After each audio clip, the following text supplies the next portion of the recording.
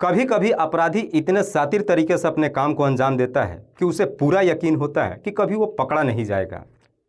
पर शायद वो भूल जाता है कि इंसान जैसा कर्म करता है एक न एक दिन उसे अपने कर्मों का फल जरूर मिलता है। आज की कहानी में भी पुलिस के सामने एक ऐसा केस आ जाता है जिसे सॉल्व करने में पुलिस वालों के भी पसीने छूट जाते हैं।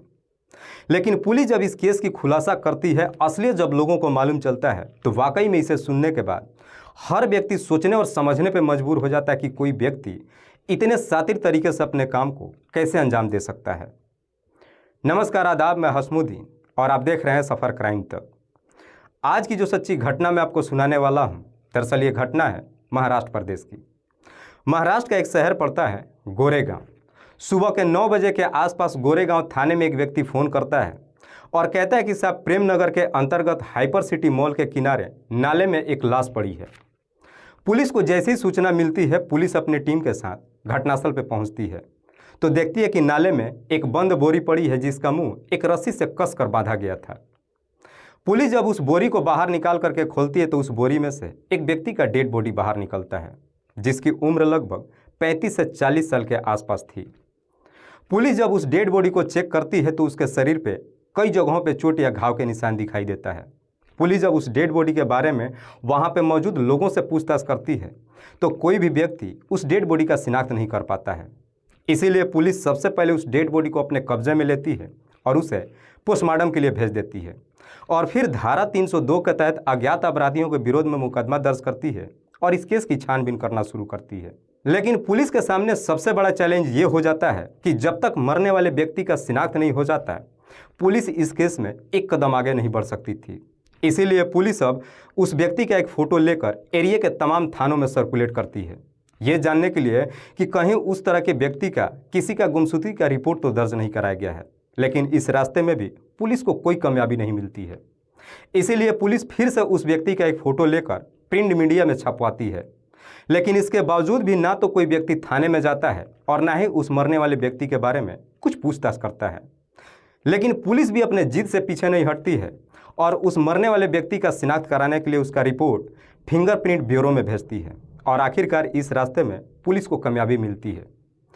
फिंगरप्रिंट ब्यूरो से बताया जाता है कि मरने वाले व्यक्ति का नाम अब्दुल हसन है, जो मातंगगढ़ स्लम कॉलोनी का रहने वाला है।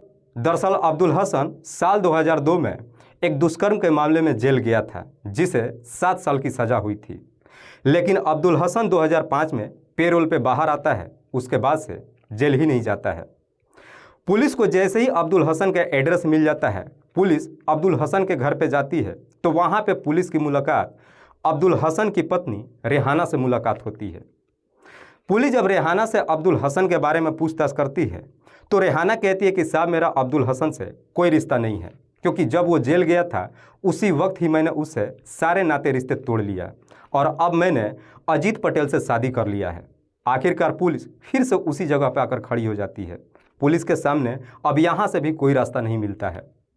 इसलिए पुलिस अब रेहाना से अब्दुल हसन के दोस्तों के बारे में पूछताछ करती है तो रेहाना कहती है कि साहब, अब्दुल हसन के दोस्तों के बारे में ज़्यादा तो मुझे जानकारी नहीं है, लेकिन 3 महीने पहले अब्दुल हसन ने मेरे नंबर पर फ़ोन किया था, साथ ही साथ अपने एक दोस्त को मेरे पास भेजा था ताकि वो मेरे से 1000 रुपया लेकर के जा सके। जैसे ही रेहाना इस तरह की बातें पुलिस वालों से कहती है, पुलिस को फिर से इस केस में एक हल्की सी रोशनी दिखाई देती है। पुलिस रेहाना से कहती है कि अब्दुल हसन ने जिस नंबर से तुम्हें फ़ोन किया था वो फ़ोन नंबर हमें दो। रेहाना जब उस फ़ोन नंबर को पुलिस को देती है, पुलिस उस नंबर पर कॉल करती है, लेकिन वो नंबर स्विच ऑफ बताता है। पुलिस जब उस नंबर का डिटेल्स निकालती है तो मालूम चलता है कि वो नंबर किसी नीलेश गोडसे के नाम पर रजिस्टर्ड है। नीलेश, जिसकी उम्र है लगभग 30 साल के आसपास, जो आदर्श नगर कॉलोनी में रहता है।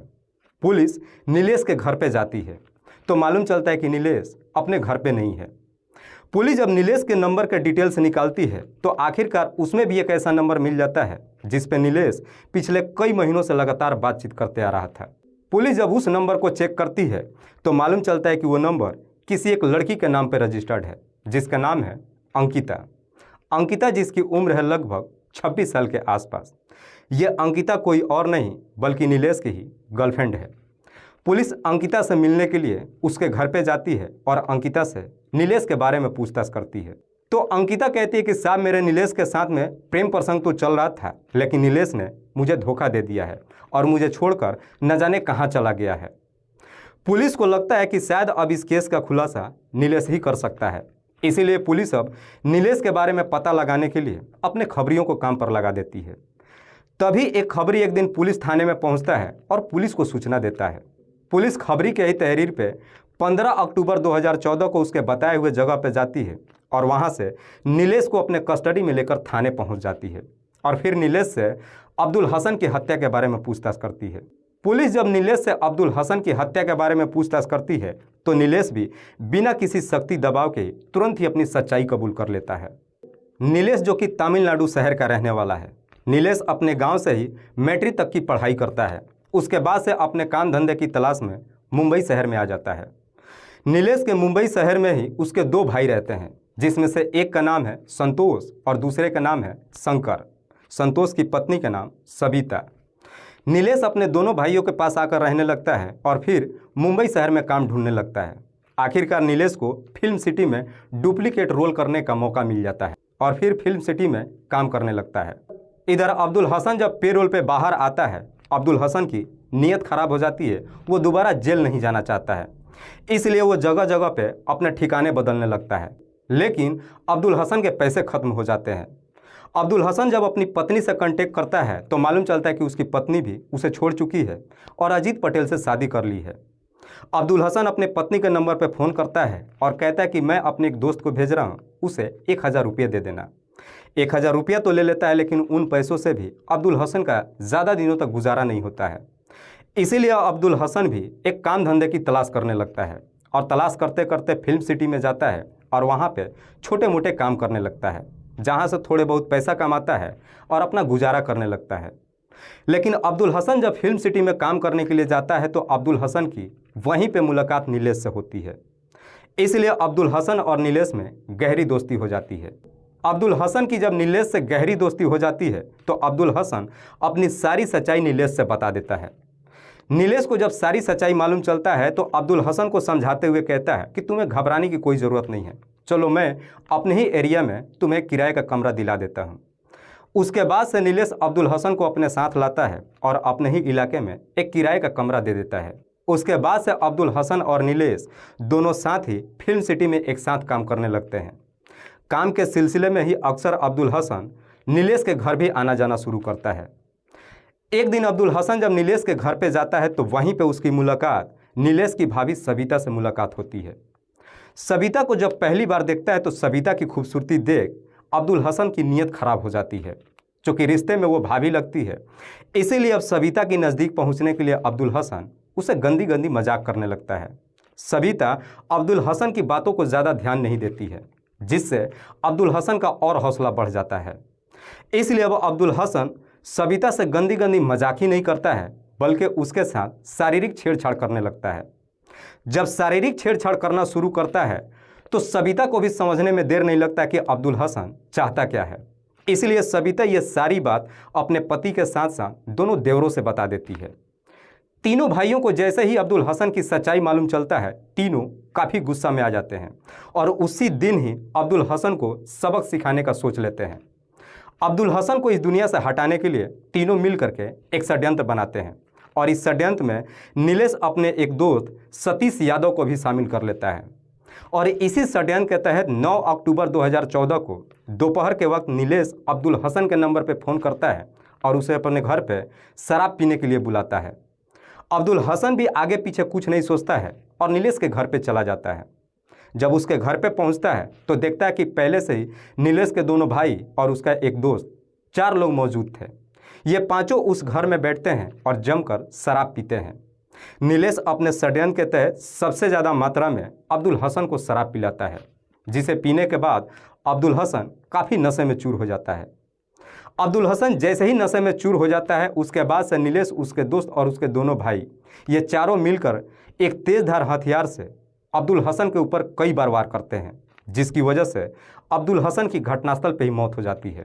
उसके बाद से ये चारों अपने षड्यंत्र के तहत ही अब्दुल हसन की डेड बॉडी को जंगल में ठिकाने लगाने का सोचते हैं। लेकिन नीलेश अपने भाइयों और दोस्त से कहता है कि अगर उसकी डेड बॉडी को हमने जंगल में ठिकाने लगाया तो आज नहीं तो कल पुलिस ज़रूर पकड़ लेगी, क्योंकि एरिया में सबको मालूम है कि मेरा अब्दुल हसन के साथ गहरी दोस्ती थी। अब्दुल हसन एक फिर से षड्यंत्र बनाता है और इसी षड्यंत्र के तहत अपने दोस्त से एक 4 व्हीलर लेकर आता है और फिर रात्रि होने का इंतजार करते हैं। जैसी रात्रि हो जाता है उसी 4 व्हीलर के डिक्की में अब्दुल हसन की डेड बॉडी को डाल देते हैं और फिर ये चारों गाड़ी में बैठते हैं और गाड़ी लेकर रात्रि के अंधेरे में बाहर निकलते हैं। उस गाड़ी को लेकर कई सड़कों पर लेकर के घूमते हैं, लेकिन इन्हें कहीं भी ठिकाना ही नहीं मिलता है। आखिरकार घूमते घूमते प्रेम नगर के हाइपर सिटी मॉल के पीछे जब जाते हैं तो वहाँ पे उन्हें नाला दिखाई देता है। नाला इन सब को काफ़ी सेफ लगता है। गाड़ी वहाँ पे रुकते हैं और उस गाड़ी के डिक्की से अब्दुल हसन की डेड बॉडी को बाहर निकालते हैं और उसे उस नाले में फेंक कर वापस अपने घर चले आते हैं। वाकई में नीलेश जब ये पूरी कहानी पुलिस वालों को बताता है तो पुलिस नीलेश के ही तहरीर पे नीलेश के दोनों भाइयों और नीलेश के दोस्त इन तीनों को अपने कस्टडी में लेकर आती है। फिलहाल पुलिस ने इन चारों आरोपियों को अपने कस्टडी में लेकर इन सब पे गंभीर धारा में मुकदमा दर्ज करके जेल भेज दिया है। दोस्तों, इस पूरी घटना के बारे में आप क्या सोचते हैं? आप अपनी राय हमें कमेंट बॉक्स में ज़रूर दीजिएगा। तब तक के लिए जय हिंद, जय भारत।